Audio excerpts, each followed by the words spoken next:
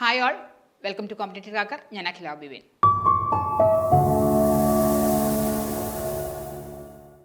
Set എക്സാമിന് ഇനി വിരലിലെണ്ണാവുന്ന ദിവസങ്ങൾ മാത്രമേ ഉള്ളൂ. ഏറ്റവും വേഗത്തിൽ, അതായത് 2 മണിക്കൂർ വെച്ച് പഠിച്ചിരുന്ന വെച്ചാൽ നിങ്ങൾ തീർച്ചയായിട്ടും അതൊരു 4 മണിക്കൂർ വെച്ച് പഠിച്ച് ആ പോർഷൻസ് തീർക്കേണ്ട സമയം തന്നെയാണ് അല്ലേ. ഇതിനകത്ത് ഏറ്റവും ഇമ്പോർട്ടൻ്റ് ആയിട്ടുള്ള ഒരു പോർഷനാണ് ട്രിപ്റ്റോഫാൻ ഓപ്രോൺ എന്ന് പറയുന്നത്. ഓപ്രോണേ വളരെ ഇമ്പോർട്ടൻ്റ് ആയിട്ടുള്ള പോർഷനാണ്. അതിനകത്ത് തന്നെ നമ്മൾ എപ്പോഴും പഠിക്കാൻ ആഗ്രഹിക്കുന്നതും ഇല്ലെങ്കിൽ നിങ്ങൾ എപ്പോഴും പഠിക്കുന്നതും ഏതായിരിക്കും? ലാക്ടോസ് ഓപ്രോൺ ആയിരിക്കും അല്ലേ. ലാക് ഓപ്രോണ എപ്പോഴും പഠിക്കുക. അപ്പോഴും നമ്മൾ എന്തിനെ തള്ളിക്കളയും? ട്രിപ്റ്റോഫാൻ ഓപ്രോണിനെ. അത് അത്ര ബുദ്ധിമുട്ടാണോ പഠിക്കാൻ?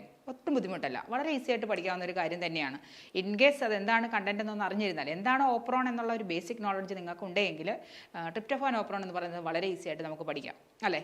ഈ ട്രിപ്റ്റോഫാൻ ഓപ്രോൺ പഠിക്കുന്നത് പോലെ തന്നെ ഇനിയും വളരെ ഇമ്പോർട്ടൻ്റ് ആയിട്ടുള്ള കുറേ അധികം പോർഷൻസ് നമുക്ക് പഠിക്കേണ്ടതുണ്ട്. ഒട്ടും ഒഴിവാക്കി പഠിക്കേണ്ടാത്തവ അതേതെല്ലാം നിങ്ങൾക്ക് അറിയണ്ടേ? അപ്പോൾ തീർച്ചയായിട്ടും ജോയിൻ ചെയ്തോ CCയിലേക്ക്. CCയിലെ 30 days ക്രാഷ് ബാച്ച് സ്റ്റാർട്ട് ചെയ്തിട്ടുണ്ട്.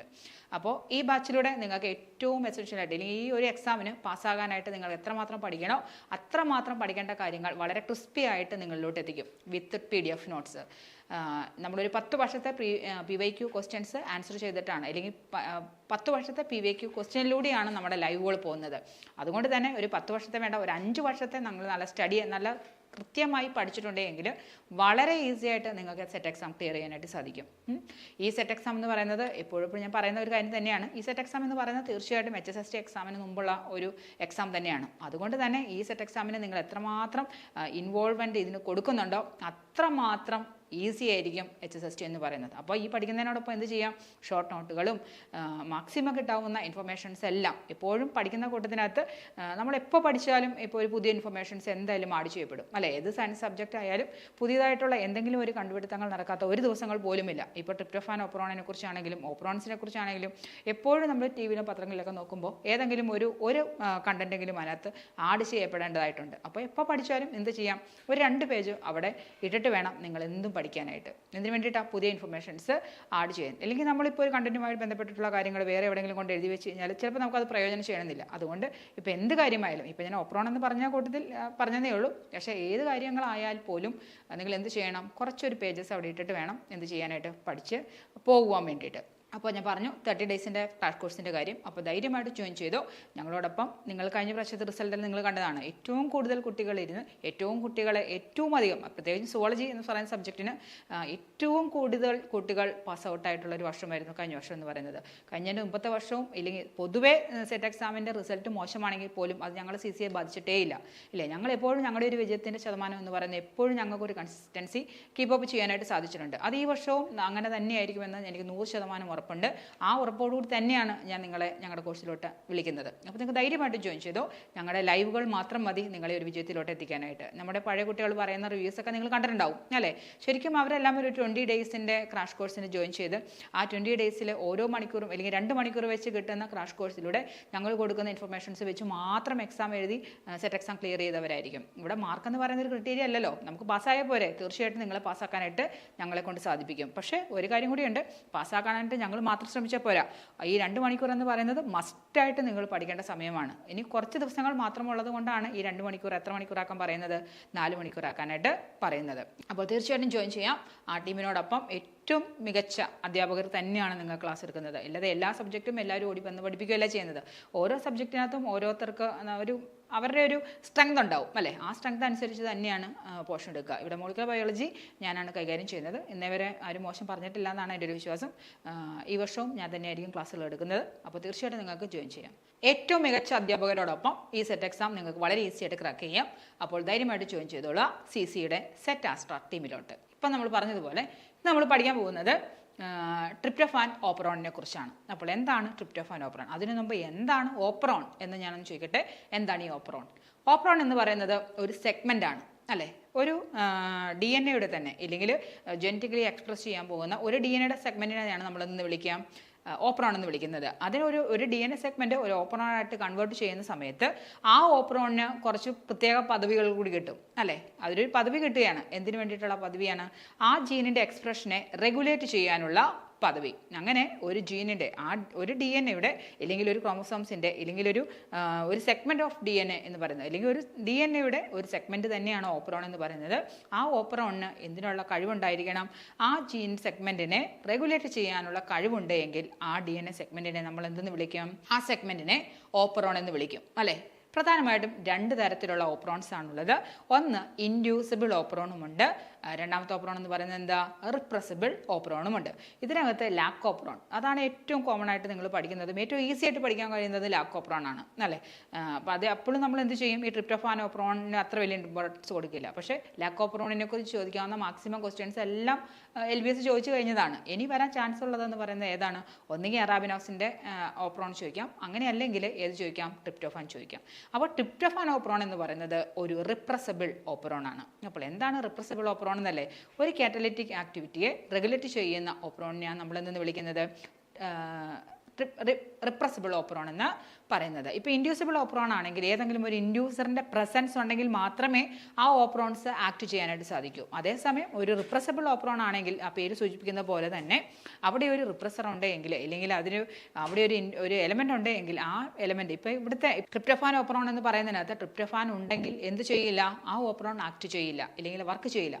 അത്തരത്തിലുള്ള ഓപ്പറോൺസിനെയാണ് നമ്മളെന്ന് വിളിക്കുക? റിപ്രസിബിൾ ഓപ്പറോൺ എന്ന് പറയുന്നത്. നമുക്ക് നോക്കിയാൽ എന്താണ് ട്രിപ്റ്റോഫാൻ ഓപ്പറോൺ എന്ന് നിങ്ങൾക്ക് അറിയില്ല എങ്കിൽ നിങ്ങൾക്ക് തീർച്ചയായിട്ടും എന്ത് ചെയ്യാം? ഇതിന് മുമ്പേ ഞാൻ ഈ ട്രിപ്റ്റോഫാൻ ഓപ്പറോൺസിനെ കുറിച്ച് ഒരു വീഡിയോ ചെയ്തിട്ടുണ്ട്. ആ വീഡിയോ ക്ലാസ് കണ്ടതിന് ശേഷം ഈ ക്വസ്റ്റ്യൻസും കൂടെ ആൻസർ ചെയ്ത് കഴിഞ്ഞാൽ നിങ്ങൾ മാക്സിമം അതിനകത്തുനിന്ന് കിട്ടാനുള്ള കണ്ടന്റ് നിങ്ങൾ പഠിച്ചു, അതുപോലെ തന്നെ ക്വസ്റ്റ്യൻസ് നിങ്ങൾ പഠിച്ചു. ഇത്ര മാത്രം പഠിച്ചാൽ മതി, നിങ്ങൾക്ക് ധൈര്യമായിട്ട് എക്സാമിൽ പങ്കെടുക്കാം. അപ്പോൾ നമുക്കിന്ന് കുറച്ച് ക്വസ്റ്റ്യൻസ് ചെയ്താലോ?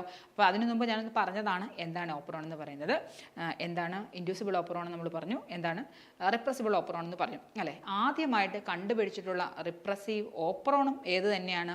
ട്രിപ്റ്റോഫാൻ ഓപ്പറോൺ ആണ്. ഇനി ആരിലാണ് കണ്ടുപിടിച്ചത് മീക്കോളിയിൽ തന്നെയാണ്. അപ്പോൾ നമുക്ക് ഇതുമായിട്ട് ബന്ധപ്പെട്ട കുറച്ച് ക്വസ്റ്റ്യൻസ് ഒക്കെ ഡിസ്കസ് ചെയ്യാം. ആ ഡിസ്കസ് ചെയ്യുന്ന സമയത്ത് നിങ്ങൾക്ക് കുറച്ച് കണ്ടന്റ് കൂടി നമ്മൾ എക്സ്പ്ലെയിൻ ചെയ്യും, അപ്പോൾ അതും കൂടി കിട്ടും. നോക്കിക്കേ, the tryptophan operon in bacteria is responsible for the biosynthesis of lactose, glucose, galactose, tryptophan operon. ആ പേരിനകത്ത് തന്നെയുണ്ട്. ട്രിപ്റ്റോഫാൻ ഓപ്പറോൺ എന്ന് പറയുന്നത് എന്തിൻ്റെ ബയോസിന്തസിസിന് കാരണമാകുന്നതാണ്? തീർച്ചയായിട്ടും എന്തായിരിക്കും? ട്രിപ്റ്റോഫാൻ ആയിരിക്കും, അല്ലേ? എന്തിൻ്റെ ബയോസിന്തസിന് കാരണമാകുന്നതാണ്? ട്രിപ്റ്റോഫാൻ ആണ്. ഇപ്പോൾ ഫോർ എക്സാമ്പിൾ, ഇപ്പോൾ ട്രിപ്റ്റോഫാൻ ഓപ്പറോൺ ആണ് ആ ജീൻ റെഗുലേറ്റ് ചെയ്യുന്നത്. ഇതൊരു DNA സെഗ്മെൻ്റ് ആണ്. ആ DNA സെഗ്മെൻറ്റിൻ്റെ ഒരു ഭാഗത്തിനെയാണ് നമ്മൾ ഓപ്പറോൺ എന്ന് പറയുന്നത്. ഇപ്പോൾ നമ്മൾ പഠിക്കാൻ പോകുന്നതും എന്തിനെക്കുറിച്ചാണ്? ഒരു ട്രാൻസ്ക്രിപ്ഷൻ യൂണിറ്റിൽ നടക്കുന്ന റെഗുലേഷനെ കുറിച്ചാണ് നമ്മൾ പഠിക്കുന്നത്, അല്ലേ? അതായത് ഈ ഒരു സെഗ്മെൻറ്റ് ഇതൊരു ബാക്ടീരിയ സെല്ലിലാണ് നടക്കുന്നത്. ഈ ബാക്ടീരിയ സെല്ലിനകത്ത് ധാരാളം ട്രിപ്റ്റോഫാൻ ഉണ്ട് എങ്കിൽ എന്ത് ചെയ്യണമെന്നില്ല? പിന്നീട് ട്രിപ്റ്റോഫാൻ നമ്മൾ സിന്തസൈസ് ചെയ്യപ്പെടേണ്ട ആവശ്യമുണ്ടോ? ഇല്ല. ട്രിപ്റ്റോഫാൻ ഇല്ലെങ്കിൽ മാത്രമാണ് എന്ത് ചെയ്യേണ്ടതുള്ളൂ?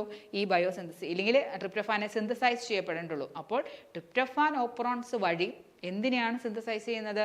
ട്രിപ്റ്റോഫാനെയാണ് സിന്തസൈസ് ചെയ്യുന്നത്. അതേസമയം ലാക്ടോസ് ഓപ്പറോൺ എന്ന് പറയുന്നതിനകത്ത് ലാക്ക് എന്ന് പറയുന്നത് എന്തിനെ സഹായിക്കുന്നത്? ലാക്ടോസ് ഉണ്ടെങ്കിൽ മാത്രമാണ് ഏത് നടക്കുക?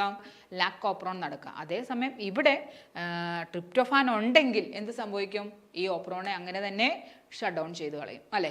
രണ്ട് രീതിയിലാണ്. അവിടെ ലാക്ടോസ് ഉണ്ടെങ്കിൽ മാത്രമാണ് ലാക്ക് ഓപ്പറോൺ വർക്ക് ചെയ്യുന്നതെങ്കിൽ ഇവിടെ ട്രിപ്റ്റോഫാൻ ഉണ്ടെങ്കിൽ എന്ത് ചെയ്യപ്പെടും? ഈ ഓപ്പറോൺ എന്ന് പറയുന്നത് ഷട്ട് ഡൗൺ ആയിട്ട് പോകും. അപ്പോൾ ഓർത്തിരുന്നോളൂ, ഇതാണ് ഒരു ഓപ്പറോൺ, ഇതാണ് ലാക്ക് ഓപ്പറോണിൻ്റെ സ്ട്രക്ചർ. ട്രിപ്റ്റോഫാൻ ഓപ്പറോണിൻ്റെ സ്ട്രക്ചർ, ഒരു ബേസിക് സ്ട്രക്ചർ നിങ്ങൾക്ക് അറിയാമെന്ന് ഞാൻ വിചാരിക്കുന്നു. എന്നാലും നമുക്കൊന്ന് ജസ്റ്റ് ഒന്ന് പറഞ്ഞേക്കാം, അല്ലേ? ഇതൊരു ട്രാൻസ്ക്രിപ്ഷൻ യൂണിറ്റ് ആയിട്ട് കണക്കാക്കിയെന്ന് വിചാരിക്കാം. ഏതെല്ലാം യൂണിറ്റ് വരും? ഇതിനൊരു പ്രൊമോട്ടർ റീജിയൻ ഉണ്ടാവും, ഇതിനൊരു സ്ട്രക്ചറൽ ജീൻസ് ഉണ്ടാവും. ഒരു ട്രിപ്റ്റോഫാൻ ഓപ്പറോണിന് 5 സ്ട്രക്ചറൽ യൂണിറ്റുകളുണ്ട്. എത്ര സ്ട്രക്ചറൽ യൂണിറ്റ് ഉണ്ട്? 5 സ്ട്രക്ചറൽ യൂണിറ്റ് ഉണ്ട്. E വരും, D വരും, C വരും, B വരും, A വരും. അതായത് അവിടെ നിന്ന് ഇങ്ങോട്ട് ഒന്ന് റിവേഴ്സ് ഓർഡറിൽ കണക്കാക്കിയാൽ മതി. A, B, C, D, E തിരിച്ചാണ് എഴുതേണ്ടത്. C, D, C, B, A. ഇതാണ് ഓപ്പറോൺസ് എന്ന് പറയുന്നത്. ഇതിനകത്താണ് സ്ട്രക്ചറൽ ജീൻസ്. ഇതാണ് സ്ട്രക്ചറൽ ജീൻസ് കഴിഞ്ഞ് കഴിഞ്ഞാൽ അവിടെ എന്ത് വരും? ഒരു ടെർമിനേറ്റർ വരും. ദെൻ ഇതിന് മുമ്പ് ആര് വരും? പ്രൊമോട്ടർ റീജിയൻ കഴിഞ്ഞ് കഴിഞ്ഞാൽ അവിടെ ഒരു ഓപ്പറേറ്റർ റീജിയൻ വരും. ഇനി ഒരു ലാക് ഓപ്രോണിൽ നിന്നും ഈ ട്രിപ്റ്റോഫാൻ ഓപ്രോണിനെ വേർതിരിക്കുന്ന കുറേ ഘടകങ്ങളുണ്ട്. ഒന്ന് നമ്മൾ പറഞ്ഞു ഇതൊരു ഇൻഡ്യൂസിബിൾ ഓപ്രോൺ അല്ല, ഇതൊരു റിപ്രസിബിൾ ഓപ്രോണോ നമ്മൾ പറഞ്ഞു അല്ലേ. അതിനോടൊപ്പം ഇതിനകത്ത് 2 സീക്വൻസുകൾ അഡീഷണൽ വരും. ഏതെല്ലാം എന്നറിയാമോ? ഒരു ലീഡർ സീക്വൻസും വരും, ഒരു അറ്റുനേറ്ററും വരും. ഏതെല്ലാം വരിക? ഒരു ലീഡർ സീക്വൻസും വരും, അറ്റുനേറ്ററും വരും. അത് ഈ ട്രിപ്റ്റോഫാൻ ഓപ്രോണിൻ്റെ ഏറ്റവും വലിയൊരു പ്രത്യേകതയാണ്. അത് ലീഡർ സീക്വൻസോ അറ്റുനേറ്റർ സീക്വൻസോ നമ്മൾ ട്രിപ്റ്റോഫാൻ ലാക് ഓപ്രോണിൽ പഠിച്ചിട്ടുണ്ടോ? പഠിച്ചിട്ടില്ല. ഈ 2 സെഗ്മെന്റ്സ് എന്ന് പറയുന്നത് ഏതിൻ്റെ മാത്രം പ്രത്യേകതയാണ്? ഈ ട്രിപ്റ്റോഫാൻ ഓപ്രോണിൻ്റെ മാത്രം പ്രത്യേകതയാണ്. അപ്പോൾ ഈ സെഗ്മെൻറ്റുകളെല്ലാം എന്തിനു വേണ്ടിയിട്ടാണ് ലാക് ഓപ്രോണിൽ എന്തിനു വേണ്ടിയിട്ടാണ് ഈ ലീഡർ സീക്വൻസും അക്റ്റിനേറ്റർ സീക്വൻസും എന്നും എല്ലാം നമ്മൾ പോകെ ഓരോ ക്വസ്റ്റ്യൻ വെച്ച് പഠിക്കും. അപ്പോൾ ഞാൻ പറഞ്ഞു തന്നോളാം. അപ്പോൾ ഇത് ഓർത്തിരുന്നോളാം. ഇതെല്ലാമാണ് എൻ്റെ കമ്പോണൻറ്റ്. പ്രൊമോട്ടർ റീജിയന് മുമ്പ് എന്തുകൊണ്ട് ഉണ്ടാവും? ഒരു ട്രിപ്റ്റോഫാൻ റെഗുലേറ്ററി ജീൻ ഉണ്ടാവും അല്ലേ. ആ റെഗുലേറ്ററി ജീൻ പ്രൊഡ്യൂസ് ചെയ്യുന്നതാണ് ആരെന്ന് പറയുന്നത്? റിപ്രസർ എന്ന് പറയുന്നത്. ഇതാണ് ഒരു ബേസിക് ട്രിപ്റ്റോഫാൻ ഓപ്രോണിൻ്റെ സ്ട്രക്ചർ. അപ്പോൾ ഏതെല്ലാം ഉണ്ടാവുക? ഒരു പ്രൊമോട്ടർ റീജിയൻ ഉണ്ടാവും, ഒരു ഓപ്പറേറ്റർ റീജിയൻ ഉണ്ടാവും, സ്ട്രക്ചറൽ ജീൻസ് ഉണ്ടാവും. സ്ട്രക്ചറൽ ജീനിനും ഓപ്പറേറ്റർ റീജിയനും ഇടയിലായിട്ട് 2 അഡീഷണൽ ആയിട്ടുള്ള വളരെ സ്പെസിഫിക് ആയിട്ടുള്ള 2 സീക്വൻസുകൾ ഏതെല്ലാമാണ്? ഒരു ലീഡർ സീക്വൻസും ഉണ്ടാവും, ഒരു അറ്റുനേറ്റർ സീക്വൻസും ഉണ്ടാവും. ഇനി അടുത്ത നമ്മൾ പറഞ്ഞ ഏതായിരുന്നു? പിന്നെ പ്രൊമോട്ടർ റീജിയന് മുമ്പായിട്ട് എന്തുണ്ടാവും? ഒരു റെഗുലേറ്ററി ജീൻ ഉണ്ടാവും. ആ റെഗുലേറ്ററി ജീൻ ഒരു ട്രിപ്റ്റോഫാൻ ഓപ്രോൺ ആയതുകൊണ്ട് അത് എന്തെന്നറിയപ്പെടും? ട്രിപ്റ്റോഫാൻ റെഗുലേറ്ററി ജീൻ എന്നറിയപ്പെടും. ആ റെഗുലേറ്ററി ജീനാണ് എന്തിനെ പ്രൊഡ്യൂസ് ചെയ്യുന്നത്? നമ്മൾ സാധാരണ എങ്ങനെയാണ് റെപ്രസെൻറ്റ് ചെയ്യുക? ഐ എന്നുള്ള ടേംസ് വെച്ചിട്ടാണ് റെഗുലേറ്ററി ജീനിനെ റെപ്രസെൻറ്റ് ചെയ്യുന്നത്. എന്താ? ഐ പ്രൊഡ്യൂസ് ചെയ്യുന്ന പ്രോട്ടീൻസിനെയാണ് നമ്മൾ നിന്ന് വിളിക്കുക? റിപ്രസർ എന്ന് വിളിക്കുക. അപ്പോൾ ഇതാണ് ഒരു ട്രിപ്റ്റോഫാൻ്റെ ബയോസിന്തസിസ് നടക്കണമെങ്കിൽ ഒരു ഓപ്രോണിന് വേണ്ട ഘടകങ്ങൾ എന്ന് പറയുന്നത്. അപ്പോൾ നമ്മുടെ ക്വസ്റ്റ്യൻ എന്തായിരുന്നു? ട്രിപ്റ്റോഫാൻ ഓപ്രോൺ ബാക്ടീരിയ എന്തിൻ്റെ സിന്തസിസിനാണ് കാരണമാകുന്നത്? എന്തിൻ്റെ സിന്തസിസിന് കാരണമാകുന്നത്? ട്രിപ്റ്റോഫാൻ എന്ന് പറയുന്നതിൻ്റെ കാരണം. അതേസമയം ലാക് ഓപ്രോൺ എന്ന് പറയുന്നത് ലാക്ടോസിൻ്റെ സിന്തസിസിന് വേണ്ടിയിട്ടാണോ നടക്കുന്നത്? അല്ല, അതൊരു അനാബോളിക് പ്രോപ്പർട്ടിയാണ് അല്ലേ. ലാക്ടോസിനെ സ്പ്ലിറ്റ് ചെയ്ത് ഗ്ലൂക്കോസാക്കി മാറ്റുന്ന ഒരു പ്രോസസ്സാണ് ഏതെന്ന് പറയുന്നത്? ലാക് ഓപ്രോൺ എന്ന് പറയുന്നത്. അതേസമയം ഇവിടെ അങ്ങനെയല്ല. ട്രിപ്റ്റോഫാൻ ഓപ്രോൺ എന്ന് പറയുന്നത് എന്തിനെ പ്രൊഡ്യൂസ് ചെയ്യുന്നതാണ്? ട്രിപ്റ്റോഫാനെ പ്രൊഡ്യൂസ് ചെയ്യുന്ന പ്രോസസ്സാണ്. അടുത്ത ക്വസ്റ്റ്യൻ നോക്കിക്കേ. In the absence of tryptophan the അല്ലെങ്കിൽ TRP operon, tryptophan operon is co-repressible, inducible, repressible, constitutive. ഇതിനകത്ത് പറയുന്നത് ഏതാണ്? അതായത് ട്രിപ്റ്റോഫാൻ ഉണ്ടെങ്കിൽ എന്ത് ചെയ്യും? ട്രിപ്റ്റോഫാൻ ഉണ്ടെങ്കിൽ പിന്നെ ട്രിപ്റ്റോഫാൻ സിന്തസൈസ് ചെയ്യണോ? ഇല്ല. അപ്പോൾ ട്രിപ്റ്റോഫാൻ ഇല്ലെങ്കിലാണ് എന്ത് ചെയ്യേണ്ടത്? ഇത് പ്രൊഡ്യൂസ് ചെയ്യേണ്ടത്. അപ്പോൾ അവിടെ എന്തായി? ഒരു പോസിറ്റീവ് റെഗുലേഷനായി. ട്രിപ്റ്റോഫാൻ ഇല്ലെങ്കിൽ തീർച്ചയായിട്ടും എന്ത് ചെയ്യണം? അത് ഇൻഡ്യൂസ് ചെയ്യണം. എന്ത് ഇൻഡ്യൂസ് ചെയ്യണം? എന്തിൻ്റെ സിന്തസിസിനെ ഇൻഡ്യൂസ് ചെയ്യേണ്ടത്? ട്രിപ്റ്റോഫാൻ്റെ സിന്തസിസിനെ ഇൻഡ്യൂസ് ചെയ്യണം. അപ്പോൾ തീർച്ചയായിട്ടും അത് എന്ത് ഓപ്രോണായിട്ട് മാറും? അത് തീർച്ചയായിട്ടും ഒരു ഇൻഡ്യൂസിബിൾ ഓപ്രോണായിട്ട് മാറും. പറഞ്ഞാൽ എന്താണെന്ന് മനസ്സിലായോ? ട്രിപ്റ്റോഫാൻ ഉണ്ട് എങ്കിൽ മാത്രമാണ് അതെന്താവുക? റിപ്രസിബിൾ ഓപ്രോണായി മാറുക. ഇനി ട്രിപ്റ്റോഫാൻ ഇല്ലെങ്കിൽ എന്ത് ചെയ്യണം? ട്രിപ്റ്റോഫാനെ സിന്തസൈസ് ചെയ്യണം. അപ്പോൾ അത് തീർച്ചയായിട്ടും എന്ത് ചെയ്യണം? ട്രിപ്റ്റോഫാൻ്റെ സിന്തസിസിനെ ഇൻഡ്യൂസ് ചെയ്യുന്ന ഒരു ഓപ്രോണായിട്ട് ആര് മാറും? ഈ ട്രിപ്റ്റോഫാൻ ഓപ്രോൺ മാറും. അപ്പോൾ അതെന്ത് ഓപ്രോണിന് എക്സാമ്പിളായിട്ട് വരും? ഇൻഡ്യൂസിബിൾ ഓപ്രോണിന് കാരണമായിട്ട് വരും. കാരണം എന്ന് വെച്ചാൽ ട്രിപ്റ്റോഫാൻ ഓപ്രോണിനെ സംബന്ധിച്ച് ഇവിടെ നെഗറ്റീവ് റെഗുലേഷനും ഉണ്ട്, പോസിറ്റീവ് റെഗുലേഷനും ഉണ്ട്. ഒരു നെഗറ്റീവ് റെഗുലേഷൻ എന്ന് പറയുന്നതാണ് ആരുടെ പ്രസൻസിൽ നടക്കുന്നത്? ട്രിപ്റ്റോഫാൻ്റെ പ്രസൻസിൽ നടക്കുന്നത്. അതേസമയം പോസിറ്റീവ് റെഗുലേഷൻ വേണമെങ്കിൽ അവിടെ എന്തുണ്ടാകാൻ പാടില്ല?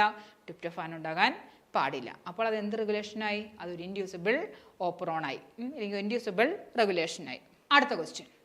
Which of these systems gives the best mode of turning tryptophan operon off? അതായത് ട്രിപ്റ്റോഫാൻ ഓപ്പറോൺ ഓഫ് ആവണമെങ്കിൽ ഏത് സിസ്റ്റമാണ് ഏറ്റവും നന്നായിട്ട് ആക്ട് ചെയ്യേണ്ടത് എന്നാണ് ക്വസ്റ്റ്യൻ. ഒന്നാമത്തത് റിപ്രസർ, രണ്ടാമത്തെ attenuator. Repressor with a downstream poly A tail. Option D repressor with an attenuator. ഇങ്ങനത്തെ കറക്റ്റ് ആൻസർ എന്ന് പറയുന്നത് ഓപ്ഷൻ ഡി ആണ്. അതായത് ഒരു സിസ്റ്റം നന്നായിട്ട് വർക്ക് ചെയ്യണമെങ്കിൽ, വർക്ക് ചെയ്തുകൊണ്ടിരിക്കുന്ന സിസ്റ്റം അത് ഷട്ട് ഡൗൺ ചെയ്യണമെങ്കിൽ തീർച്ചയായിട്ടും ആരെല്ലാം വേണം? അവിടെ ഒരു റിപ്രസർ വേണം അല്ലേ. ഇവിടുത്തെ റിപ്രസർ എന്ന് പറയുന്നത് ആരാണ്? റിപ്രസറിനെ ബൈൻഡ് ചെയ്യുന്ന ആളെ നമ്മൾ വേണേൽ കോ റിപ്രസർ എന്ന് പറയാം അല്ലേ. റിപ്രസർ എന്ന് പറയുന്നതിനേക്കാളും കറക്റ്റ് ട്രിപ്റ്റോഫാൻ ആരെ എന്ന് ചോദിച്ചു കഴിഞ്ഞാൽ അതൊരു കോ റിപ്രസറാണ്. റിപ്രസറിനോട് കൂടി ചേരുമ്പോഴാണ് ശരിക്കും പറഞ്ഞാൽ എന്താകുന്നത്? റിപ്രസർ ആക്റ്റീവ് ആകുന്നത്. അതായത് ഇതാണ് ഒരു പ്രൊമോട്ടർ റീജിയൻ എന്ന് വെച്ചാൽ, ഇതാണ് ഒരു പ്രൊമോട്ടർ റീജിയൻ എന്ന് വിചാരിക്കുക. ഈ പ്രൊമോട്ടർ റീജിയനിലാണ് ആര് പോയി ബൈൻഡ് ചെയ്യേണ്ടത്? ഇതാണ് റിപ്രസർ എങ്കിൽ ഈ റിപ്രസർ പോയി ബൈൻഡ് ചെയ്യേണ്ടത് ഇവിടെ ആയിരിക്കും. ട്രിപ്റ്റോഫാൻ ഇല്ല എങ്കിൽ, ട്രിപ്റ്റോഫാൻ്റെ ആബ്സെൻസിൽ ചിലപ്പോൾ ഇതിൻ്റെ സ്ട്രക്ചർ എന്ന് പറയുന്നത് എങ്ങനെയായിരിക്കും? ഇതുപോലെ ആയിരിക്കും എൻ്റെ ഒരു ബൈൻഡിങ് സൈറ്റ് എന്ന് പറയുന്നത്. ട്രിപ്റ്റോഫാൻ ഉണ്ടെങ്കിൽ, അല്ലെങ്കിൽ ട്രിപ്റ്റോഫാൻ വന്ന് ബൈൻഡ് ചെയ്ത് കഴിഞ്ഞാൽ, ഇതാണ് ട്രിപ്റ്റോഫാൻ, ആ ട്രിപ്റ്റോഫാൻ വന്ന് ബൈൻഡ് ഇവിടെ ചെയ്ത് കഴിഞ്ഞാലാണ് ഇതെന്ത് ചെയ്യുക, ഇതിൻ്റെ ബൈൻഡിങ് സൈറ്റ് എന്താവുക, ഇവിടെയുള്ള ഈ ഓപ്പറേറ്റർ റീജിയനുള്ള ആക്റ്റീവായിട്ടുള്ള, അല്ലെങ്കിൽ ഈ ഓപ്പറേറ്റർ റീജിയനിൽ വന്ന് ബൈൻഡ് ചെയ്യാൻ പാകത്തിനുള്ള എന്തായിട്ട് മാറുക, ഒരു ബൈൻഡിങ് സൈറ്റ് ആർക്കുണ്ടാവുക, റിപ്രസറിന് ഉണ്ടാവുക. അതുകൊണ്ട് തന്നെ ട്രിപ്റ്റോഫാൻ എന്ന് പറയുന്നത് എന്താണ്, കോ റിപ്രസറാണ്. ഇത് ശരിക്കും ആൻസറിനകത്ത് കോ റിപ്രസറും കൂടി വേണ്ടതാണ്. കോ റിപ്രസർ വിത്ത് ആൻ അറ്റൻവേറ്റർ. അതായത് കോ റിപ്രസർ എന്ന് വെച്ചാൽ ട്രിപ്റ്റോഫാൻ ഉണ്ടോ ഇല്ലയോ എന്നുള്ളതും റെഗുലേഷനെ ബാധിക്കുന്ന ഒരു കാര്യമാണ്. റിപ്രസർ ഉണ്ടെങ്കിൽ, ട്രിപ്റ്റോഫാൻ ഉണ്ടെങ്കിൽ തീർച്ചയായിട്ടും റെഗുലേഷൻ നടക്കുമോ? റെഗുലേഷൻ നടക്കില്ല. ഇനി ട്രിപ്റ്റോഫാൻ്റെ പ്രസൻസ് ഇല്ലാതെയും നമുക്ക് എന്ത് ചെയ്യാം, ഇത് റെഗുലേറ്റ് ചെയ്യാം. ഇനി അത് റെഗുലേറ്റ് ചെയ്യണമെങ്കിൽ ആര് വേണം, ഒരു അറ്റുനേറ്റർ കൂടി വേണം. നമ്മൾ പറഞ്ഞതാണ് പ്രൊമോട്ടർ റീജിയൻ കഴിഞ്ഞ് ഓപ്പറേറ്റർ റീജിയൻ കഴിഞ്ഞ് കഴിഞ്ഞാൽ അവിടെ എന്തുണ്ടെന്നാണ് പറഞ്ഞത്, ഒരു ലീഡർ സീക്വൻസ് ഉണ്ടെന്ന് നമ്മൾ പറഞ്ഞു അല്ലേ. ലീഡർ സീക്വൻസിനോട് ചേർന്ന് എന്തുണ്ട്, ഒരു അറ്റുനേറ്റർ ഉണ്ട്. ഈ അറ്റുനേറ്റർ ആണ് തീരുമാനിക്കുന്നത് എന്ത്, ഇനി അടുത്ത റെഗുലേഷൻ നടക്കണോ വേണ്ടയോ, അല്ലെങ്കിൽ ജീൻ എക്സ്പ്രഷനെ എൻഹാൻസ് ചെയ്യണോ, സ്റ്റോപ്പ് ചെയ്യണോ, റേറ്റ് കുറയ്ക്കണോ എന്നെല്ലാം തീരുമാനിക്കുന്നത് ആരാണ്, ഈ അറ്റുനേറ്ററാണ്. അപ്പോൾ ഓർത്തിരുന്നോളൂ, ഒരു ട്രിപ്റ്റോഫാൻ ഓപ്പറോണിൽ രണ്ടുപേർക്കും ഈക്വൽ പങ്ക് തന്നെയാണുള്ളത് അതിനെ റെഗുലേറ്റ് ചെയ്യാൻ. ആ ട്രിപ്റ്റോഫാൻ ഓപ്പറോണിനെ റെഗുലേറ്റ് ചെയ്യാൻ കോ റിപ്രസർ ആയിട്ടുള്ള ട്രിപ്റ്റോഫാനും മെയിൻ റോളുണ്ട്.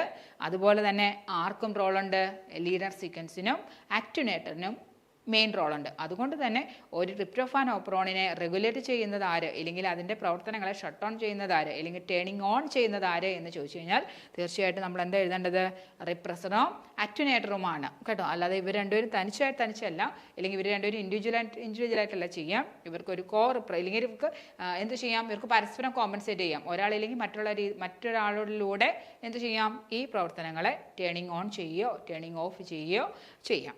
അടുത്ത question, A lakh repressor is A tetramer repressed when bound to the inducer.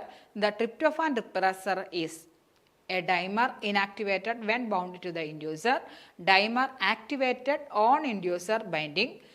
Option C, tetramer inactivated on inducer binding. Option D, tetramer activated on inducer binding. ഒരു lakh ഓപ്പറോണിൽ lakh repressor എന്ന് പറയുന്നത് ആരാന്നാ പറഞ്ഞത്, tetramer ആണെന്നാ പറഞ്ഞത്.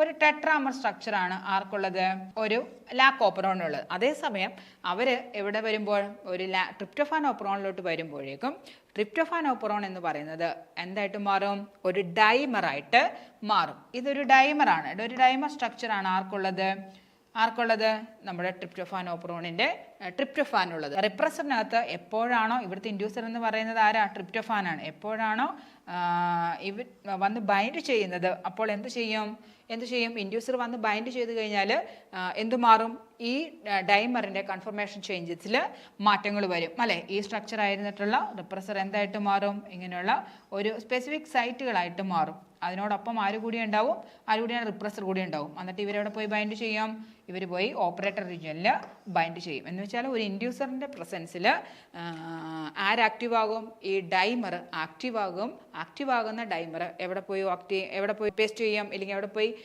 Stick on ചെയ്യും, operator റീജിയനിൽ പോയി bind ചെയ്യും. അത് എന്തിന് കാരണമാകും, ആ ട്രിപ്റ്റോഫാൻ ഓപ്പറോൺ ഷട്ട് ഡൗൺ ചെയ്യുന്നതിന് കാരണമാകും. അപ്പോൾ നമ്മൾ പറഞ്ഞ എന്താണ് ട്രിപ്റ്റോഫാൻ ഓപ്പറോണിൻ്റെ റിപ്രസൻ്റെ പ്രത്യേകത, അതൊരു ഡൈമർ സ്ട്രക്ചറാണ്. ആ ഡൈമർ എപ്പോഴാണോ ഇൻഡ്യൂസർ വന്ന് ബൈൻഡ് ചെയ്യുന്നത്, ഇൻഡ്യൂസർ വന്ന് ബൈൻഡ് ചെയ്ത് കഴിഞ്ഞാൽ എന്തായി മാറിയത്, അത് ഇനാക്റ്റീവായിട്ട് മാറി. ഇവിടുത്തെ ഇൻഡ്യൂസർ എന്ന് പറയുന്നത് ആരാ, ട്രിപ്റ്റോഫാനാണ്. എപ്പോഴാണോ ട്രിപ്റ്റോഫാൻ വന്ന് ബൈൻഡ് ചെയ്യുന്നത് അപ്പോൾ എന്തായിട്ട് മാറും, അപ്പോഴാണ് ഇതിൻ്റെ ആക്റ്റീവ് സൈറ്റുകളെല്ലാം, ആ റിപ്രസറിൻ്റെ ആക്റ്റീവ് സൈറ്റുകളെല്ലാം വെൽ ക്ലീൻ ആകുന്നതും അതെവിടെ പോയി ബൈൻഡ് ചെയ്യാനായിട്ട് റെഡി ആകുന്നതും ഓപ്പറേറ്റർ റീജിയനിൽ പോയി ബൈൻഡ് ചെയ്യാനായിട്ട് റെഡി ആകുന്നതും. ക്ലിയർ ആയി പറഞ്ഞത് എന്താണ് എൻ്റെ ആൻസർ എന്തായിരുന്നു, ഓർത്തിരുന്നുള്ള ഒരു ട്രിപ്റ്റോഫാൻ ഓപ്പറോൺ എന്ന് പറയുന്നത് ഒരു ഡൈമറിക് സ്ട്രക്ചർ ആയിരിക്കും. ആ ഡൈമറിക് സ്ട്രക്ചർ എപ്പോഴാണ് ആക്ടിവേറ്റ് ആകുന്നത്, എപ്പോഴാണ് ട്രിപ്റ്റോഫാൻ ഇല്ലാതാകുന്നത് അപ്പോൾ മാത്രമാണ് അത് ആക്ടിവേറ്റ് ആകുന്നത്. അപ്പോൾ അത് ഇനാക്റ്റീവ് ആകുക എന്ന് വെച്ചാൽ എന്താ, എപ്പോഴാണോ ഈ റിപ്രസർ പോയി അതിനകത്ത് ബൈൻഡ് ചെയ്യുന്നത് അതോടുകൂടി ഇതെന്താകും, ഇത് ഇനാക്റ്റീവ് ആകും അല്ലേ, ഇനാക്റ്റീവ് ആകും. എന്ത് നടക്കില്ല, ഒരു റിപ്രഷൻ നടക്കില്ല. ഇങ്ങനെ ഓർത്തിരുന്നാൽ മതി പിള്ളേർ. ട്രിപ്റ്റോഫാൻ അവിടെ ഉണ്ടെങ്കിൽ പിന്നെ ട്രിപ്റ്റോഫാൻ സിന്തസൈസ് ചെയ്യേണ്ട ആവശ്യമുണ്ടോ? ഇല്ല. അപ്പോൾ എന്ത് ചെയ്യണം, ആ ഓപ്പറോൺ സ്റ്റോപ്പ് ചെയ്യപ്പെടണം. അപ്പോൾ ട്രിപ്റ്റോഫാൻ ഉണ്ടെങ്കിൽ അത് ഇനാക്റ്റീവ് ആയിട്ടാണ് ആക്ട് ചെയ്യുക. Next sentence. Which of these properties do not agree with the tryptophan operon attenuator? Option A, it brings about repression of tryptophan operon. Option B, it consists of one stem loop system. Option C, it has 2 codons for tryptophan sequence. D, ribosome stalls at the attenuator. Ribosome stall at the attenuator. അതായത് tryptophan ഓപ്പറോണുമായിട്ട് agree ചെയ്യാത്ത statement ഏതാണെന്നാണ് ചോദിക്കുന്നത്. It brings about repression on tryptophan operon. തീർച്ചയായിട്ടും എന്ത് ചെയ്യും, അതൊരു റിപ്രസറാണ് അല്ലേ. It consist of one stem loop system. ഇതിനകത്ത് എത്ര സ്റ്റെംസ് ലൂപ്പ് ചെയ്യുന്നുണ്ട്, അല്ലെങ്കിൽ എത്ര സ്റ്റെം ലൂപ്പ് ഫോം ചെയ്യുന്നുണ്ട് എന്നുള്ളതാണ്. ഇതിനകത്ത് ഒരു ലൂപ്പാണോ ഫോം ചെയ്യുക? നമ്മൾ പറഞ്ഞു ഇതിനകത്ത് എത്ര ലീഡർ സീക്വൻസുകളുണ്ട്? 4 ലീഡർ സീക്വൻസുകളുണ്ട്. 1, 2, 3, 4. ഈ 4 ലീഡർ സീക്വൻസുകളുടെ ഏറ്റവും വലിയ പ്രത്യേകത എന്ന് പറയുന്നത് ഇവരെങ്ങനെയുള്ളതായിരിക്കും? ഇവർ പാലിയൻഡ്രോമിക് സീക്വൻസുകളായിരിക്കും. എന്ത് സീക്വൻസുകളാണ്? പാലിയൻഡ്രോമിക് സീക്വൻസുകൾ. അങ്ങോട്ട് എഴുതിയാലും ഇങ്ങോട്ട് എഴുതിയാലും എല്ലാം എങ്ങനെയായിരിക്കും? അതായത് അമ്മ എന്നുള്ള വാക്ക് എഴുതി കഴിഞ്ഞാൽ അത് ലെഫ്റ്റിൽ നിന്ന് റൈറ്റിലോട്ട് വായിച്ചാലും റൈറ്റിൽ നിന്ന് ലെഫ്റ്റിലോട്ട് വായിച്ചാലും എങ്ങനെ വായിക്കുക? അമ്മ എന്ന് വായിക്കുക. അതുപോലെ തന്നെയാണ് ഈ ലീഡർ സീക്വൻസുകളുടെയും പ്രത്യേകത. ഇവർക്ക് ലെഫ്റ്റിൽ നിന്നും റൈറ്റിൽ നിന്നും സെയിം സീക്വൻസ് ആയിരിക്കും ഇവർക്ക് ഉണ്ടാവുക. അപ്പോൾ എന്ത് ചെയ്യുന്നറിയാമോ, ഇവിടെ പാലിയൻഡ്രോമിക് സീക്വൻസുകൾ ആയതുകൊണ്ട് തന്നെ ഈ 1ഉം 2ഉം തമ്മിൽ എന്ത് ഫോം ചെയ്യാം? ലൂപ്പ് ഫോം ചെയ്യും. 1ഉം 2ഉം തമ്മിൽ ലൂപ്പ് ഫോം ചെയ്യാം. അതുപോലെ തന്നെ 3ഉം 4ഉം തമ്മിൽ ലൂപ്പ് ഫോം ചെയ്യാം. അതുപോലെ തന്നെ 2ഉം 3ഉം തമ്മിലും എന്ത് ചെയ്യാം? ലൂപ്പ് ഫോം ചെയ്യാം. ഇതിനകത്ത് എത്ര ലൂപ്പ് ഫോം ചെയ്യാം? ഇതിനകത്തൊരു 3ഓ 4ഓ ലൂപ്പ്സ് വേണമെങ്കിലും എന്ത് ചെയ്യാം? ഫോം ചെയ്യാം. അപ്പോൾ ഇതിനകത്ത് ഒരു ലൂപ്പാണോ ഫോം ചെയ്യുക? ഒരിക്കലുമല്ല. ഇനി അടുത്തൊരു ക്വസ്റ്റ്യനും കൂടെ വരും. അപ്പോൾ ഇതിനകത്ത് ഏത് ലൂപ്പാണ് ഈ ഓപ്പറോണിനെ ആക്റ്റീവ് ആക്കി വെക്കുന്നത്, അല്ലെങ്കിൽ ഈ ഓപ്പറോൺ ടേൺ ഓഫ് ചെയ്യാതെ ടേൺ ഓൺ ആക്കുന്ന ലൂപ്പ് ഏതാണെന്നും കൂടെ നമുക്കൊന്ന് നോക്കിയേക്കാം. അറ്റുനേറ്റർ വഴി നടക്കുന്ന റെഗുലേഷനകത്ത് എന്ത് ചെയ്യുമെന്നറിയാമോ? ഇതാണ് ഒരു mRNA സ്റ്റാൻഡെങ്കിൽ ആ mRNA സ്റ്റാൻഡിൽ എന്തുണ്ടാവും? ലീഡർ സീക്വൻസിൽ ആര് വന്നിട്ടുണ്ടാവും? റൈബോസം വന്നിട്ടുണ്ടാവും. അല്ലെങ്കിൽ റൈബോസോംസ് ഏകദേശം സ്റ്റോപ്പ് കോഡിനോട് അടുത്തിട്ടുണ്ടാവും. ഇനി എന്ത് ചെയ്യണം? ഈ ട്രിപ്റ്റോഫാൻ ഓപ്പറോണിൻ്റെ പ്രവർത്തനങ്ങൾ നിൽക്കണം അല്ലേ. അപ്പോഴാണ് ഇവിടെ ആരെല്ലാം ഉള്ളത്? 4 സെഗ്മെൻറ്റ്സ് ഉള്ളത്. 1, 2, 3, 4 അല്ലേ. എപ്പോഴും ഈ പ്രവർത്തനങ്ങളെ ഏറ്റവും നല്ല രീതിയിൽ ഈ റൈബോസോംസിന് ഇതിലൂടെ ഏറ്റവും നന്നായിട്ട് മൂവ് ചെയ്യണമെന്നുണ്ടെങ്കിൽ എന്ത് ചെയ്യണമെന്നറിയാമോ? ഈ 2ഉം 3ഉം തമ്മിലാണ് എന്ത് ഫോം ചെയ്യേണ്ടത്? ലൂപ്പ് ഫോം ചെയ്യേണ്ടത്. ഇതിനകത്ത് 2ഉം 3ഉം ലീഡർ സീക്വൻസുകൾ തമ്മിലാണ് ലൂപ്പ് ഫോം ചെയ്യുന്നതെങ്കിൽ ഇതെന്താണ്? ഇത് ട്രാൻസ്ക്രിപ്ഷൻ ഓൺ ആണ്. അല്ലെങ്കിൽ ആൻറ്റി ടെർമിനേറ്റർ എന്ന് നമ്മൾ പറയും. ആൻറ്റി ടെർമിനേറ്റർ, ടെർമിനേഷൻ അവസാനിപ്പിക്കുന്ന anti terminator or tryptophan operon active ആക്കുന്ന ലൂപ്പാണ് ഏതെന്ന് പറയുന്നത്? 2ഉം 3ഉം. അതേസമയം ഈ 3ഉം 4ഉം തമ്മിലാണ് ലൂപ്പ് ഫോം ചെയ്തതെന്ന് വിചാരിക്കുക. 3ഉം 4ഉം ലൂപ്പാണെങ്കിൽ ഇതിനെ നമ്മൾ വിളിക്കും ടെർമിനേറ്റർ ലൂപ്പ് എന്ന് വിളിക്കും. എന്തെന്നാ വിളിക്കുക? Terminator loop. എന്താണ് ടെർമിനേറ്റർ ലൂപ്പ് എന്ന് മനസ്സിലായോ? ആരൊക്കെ തമ്മിലാണ് ഫോം ചെയ്യുക? 3ഉം 4ഉം തമ്മിലായിരിക്കും ടെർമിനേറ്റർ ലൂപ്പ് ഫോം ചെയ്യുക. അതേസമയം 1ഉം 2ഉം തമ്മിലാണ്. 1ഉം 2ഉം സാധാരണഗതിയിൽ 1ഉം 2ലും വേണമെങ്കിലും ലൂപ്പ് ഫോം ചെയ്യാം. പക്ഷേ എന്തുകൊണ്ടാണ്? കാരണം അവരും എന്ത് തന്നെയാണ്? പാലിയൻഡ്രോമിക് സീക്വൻസിലാണ്. പക്ഷേ ഒരിക്കലും 1ഉം 2ഉം തമ്മിൽ അങ്ങനെ ലൂപ്പ് ചെയ്യാനുള്ള സാധ്യത വളരെ കുറവാണ്. കാരണം വെച്ചാൽ ഒന്നാമത്തെ ലൂപ്പിനോട് ചേർന്നിട്ടായിരിക്കും ആരുണ്ടാവുക? റൈബോസോം ഓൾറെഡി അറ്റാച്ച് ചെയ്തിട്ടുണ്ടാവുക. അപ്പോൾ ആ റൈബോസോംസ് അവിടെ ഉള്ളതുകൊണ്ട് തന്നെ ആ പ്രവർത്തനം ഏറ്റവും നന്നായിട്ട് ആ ട്രിപ്റ്റോഫാൻ നന്നായിട്ട് വർക്ക് ചെയ്യണമെന്നുണ്ടെങ്കിൽ ആരൊക്കെ തമ്മിൽ ലൂപ്പ് ഫോം ചെയ്യും? ഈ 2ഉം 3ഉം ആയിരിക്കും ഫോം ചെയ്യുക. ഈ 2ഉം 3ഉം ലൂപ്പിനെ നമ്മൾ എന്തെന്ന് വിളിക്കും? ആൻറ്റി ടെർമിനേറ്റർ എന്ന് വിളിക്കും. എന്തുകൊണ്ടാണ് ആൻറ്റി ടെർമിനേറ്റർ എന്ന് വിളിക്കുന്നത്? ടെർമിനേഷനെ പ്രിവെൻറ്റ് ചെയ്യും. കാരണം എന്തുകൊണ്ടാണ്? ആ ട്രാൻസ്ക്രിപ്ഷൻ അവർക്ക് കണ്ടിന്യൂ ചെയ്തേ മതിയാകും. അതുകൊണ്ട് കണ്ടിന്യൂ ചെയ്യാൻ സഹായിക്കുന്നത് കൊണ്ടാണ് അവയെ നമ്മൾ എന്തെന്ന് വിളിക്കുന്നത്? ആൻറ്റി ടെർമിനൽ ലൂപ്സ് എന്ന് പറയുന്നത്. ഇനി ഈ 2ഉം 3ഉം തമ്മിൽ ലൂപ്പ് ഫോം ചെയ്യാതെ ആരൊക്കെ തമ്മിൽ ലൂപ്പ് ഫോം ചെയ്യും? 3ഉം 4ഉം തമ്മിലാണ് ലൂപ്പ് ഫോം ചെയ്തതെന്ന് വിചാരിക്കുക. ഈ 3ഉം 4ഉം ലൂപ്പാണ് ഫോം ചെയ്യുന്നതെങ്കിൽ അത് തീർച്ചയായിട്ടും എന്തായിരിക്കും? അത് ടെർമിനേറ്റർ ലൂപ്പായിരിക്കും. കാരണം എന്ത് ചെയ്യും? ഈ ടെർമിനേഷനെ അല്ലെങ്കിൽ ആ ട്രാൻസ്ക്രിപ്ഷനെ അവർ ടെർമിനേറ്റ് ചെയ്ത് കളയും. അപ്പോൾ നമ്മൾ പറഞ്ഞ എന്താണ് ഇതിനകത്ത് തെറ്റായിട്ടൊരു സ്റ്റേറ്റ്മെൻറ്റ് എന്തെന്നായിരുന്നു അല്ലേ? അപ്പോൾ ഇതിനകത്ത് എത്ര ലൂപ്പ് ഫോം ചെയ്യും? 3 ലൂപ്പ് വരെയൊക്കെ ഫോം ചെയ്യാം. ഒരേ സമയം 2 ലൂപ്പായിരിക്കും ഫോം ചെയ്യുന്നത്. അപ്പോൾ 1 ലൂപ്പാണ് ഫോം ചെയ്യുന്നത് പറയുന്ന സ്റ്റേറ്റ്മെൻറ്റാണ് തെറ്റ്. പറഞ്ഞെന്താണെന്ന് മനസ്സിലായോ? ആ ലീഡർ സീക്വൻസുകളാണ് എന്ത് തീരുമാനിക്കുന്നത്. ഇപ്പോൾ ട്രിപ്റ്റോഫാൻ്റെ ആബ്സെൻസിലും പ്രസൻസിലും നമുക്ക് എന്ത് ചെയ്യാം? ആ ജീനിനെ, ആ ഓപ്പറോണെ റെഗുലേറ്റ് ചെയ്യാം. അതൊരു രീതിയിലുള്ള റെഗുലേഷനാണ്. രണ്ടാമത്തെ റെഗുലേഷൻ നടക്കുന്നതാണ് നമ്മൾ പറഞ്ഞത് ലീഡർ സീക്വൻസും അറ്റുനേഷനും വഴി. ലീഡർ സീക്വൻസിലെ അറ്റുനേഷൻ വഴി നടക്കുന്ന റെഗുലേഷൻ. അപ്പോൾ ആ അറ്റുനേഷൻ വഴി നടക്കണമെങ്കിൽ എന്ത് ചെയ്യണം?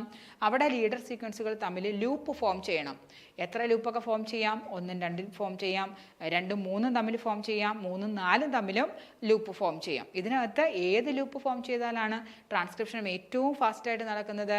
2ഉം 3ഉം ലൂപ്പുകൾ തമ്മിൽ, അല്ലെങ്കിൽ 2ഉം 3ഉം സീക്വൻസുകൾ തമ്മിൽ ലൂപ്പ് ഫോം ചെയ്യുമ്പോഴാണ് ആ ട്രാൻസ്ക്രിപ്ഷൻ ഏറ്റവും മികച്ച രീതിയിൽ നടക്കുന്നത്, ഏറ്റവും ഹൈ റേഞ്ചിൽ നടത്തുന്നത്. അതായത് ട്രിപ്റ്റോഫാൻ തീരെ കുറവുള്ള രീതി, അല്ലെങ്കിൽ ട്രിപ്റ്റോഫാൻ്റെ എമൗണ്ട് തീരെ കുറയുമ്പോഴാണ് ഈ 2ഉം 3ഉം തമ്മിൽ എന്ത് ചെയ്യാം? ലൂപ്പ് ഫോം ചെയ്യുന്നത്. ഇനി ടെർമിനേഷൻ, അതായത് ട്രിപ്റ്റോഫാൻ ആവശ്യത്തിനൊക്കെ ഉണ്ട്, ഇനി ഒരു രീതിയിലും എന്ത് നടക്കുന്നില്ല, ട്രാൻസ്ക്രിപ്ഷൻ നടക്കുന്നുണ്ട, അല്ലെങ്കിൽ ട്രാൻസ്ക്രിപ്ഷൻ നടക്കണ്ട എന്നാണെങ്കിൽ ആരൊക്കെ തമ്മിൽ ലൂപ്പ് ഫോം ചെയ്യും? ഈ 3ഉം 4ഉം തമ്മിൽ ലൂപ്പ് ഫോം ചെയ്യും. പറഞ്ഞത് മനസ്സിലായോ? അപ്പോൾ എന്താണ് ഒരു ട്രിപ്റ്റോഫാൻ ഓപ്പറോൺ എന്നുള്ളതിൻ്റെ ഒരു ബേസിക് ഐഡിയ ഒക്കെ നിങ്ങൾക്ക് കിട്ടിക്കാണുമെന്ന് ഞാൻ വിചാരിക്കുന്നു. അപ്പോൾ ഇനിയും ഇതുപോലെയുള്ള തീർന്ന ക്വസ്റ്റ്യൻസ് ഇല്ല, നമ്മൾ ആകെ 3-4 ക്വസ്റ്റ്യൻസ് അല്ലേ ഡിസ്കസ് ചെയ്തുള്ളൂ. ഇനിയും ഇതുപോലെയുള്ള ട്രിപ്റ്റോഫാൻ ഓപ്പറോണുമായി ബന്ധപ്പെട്ടുള്ള 10-12 ക്വസ്റ്റ്യൻസ് ഉണ്ട്. ഒന്ന് ആലോചിച്ച് നോക്കിക്കേ, ഒരു ഓപ്പറോൺസിനെ കുറിച്ച് ഒന്നും അറിയാതെ നമ്മളൊരു 10-12 ക്വസ്റ്റ്യൻസ് ചെയ്ത് കഴിഞ്ഞാൽ തീർച്ചയായിട്ടും ആ ഓപ്പറോണിനെ കുറിച്ച് മാക്സിമം കാര്യങ്ങൾ നിങ്ങൾക്ക് അറിയാൻ സാധിക്കില്ലേ? ഇതുപോലെ നമുക്ക് ക്വസ്റ്റ്യൻ ഡിസ്കസ് ചെയ്തതിലൂടെ നമുക്ക് എന്ത് ചെയ്യാം?